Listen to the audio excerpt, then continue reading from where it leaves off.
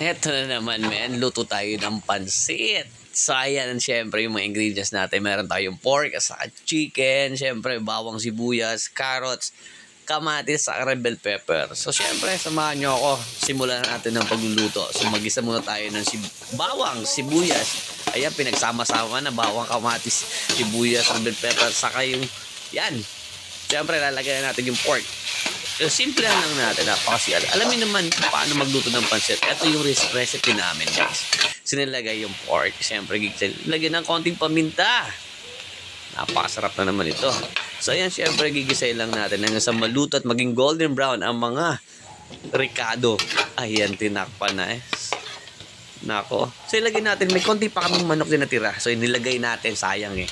So, siyempre, tatakpan mo natin ulit para maging maluto siya ng gusto. Ayan, men. Okay na to. So, lagyan natin ng pampakulay. Lagyan natin ng soy sauce, men. Konting oyster sauce. So, simpleng recipe na napakasarap at pakamura pa. Ayan. Haluin lang natin, men. So, tatakpan lang natin. Ayan, men. So, napakasarap naman ng ulam natin, men. Simpleng pansit. Ayan, nilagyan ng tubig. So, sa ako depende, di ko alam kung paano kayo magluto ng pansit. Dito sa amin, ganyan, magluto yung asawa ko ng pansit. Nilagyan ng paminta. Nilagyan ng konting magic, man. Naku, napakasarap na naman ito. So, nami-miss ko to eh. Tagal-tagal din na kayo nakakapagluto ng pansit.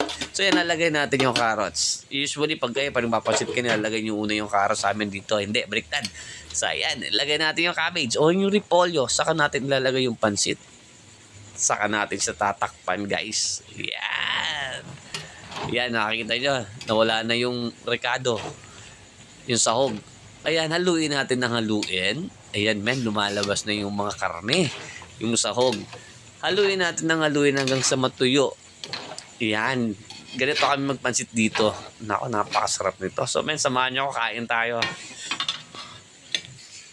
Tuna ang pansit. Tikman na natin habang mainit pa, men. No?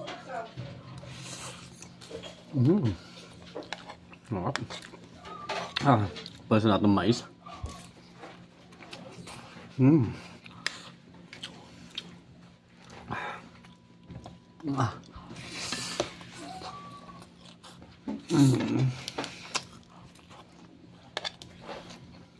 Mais.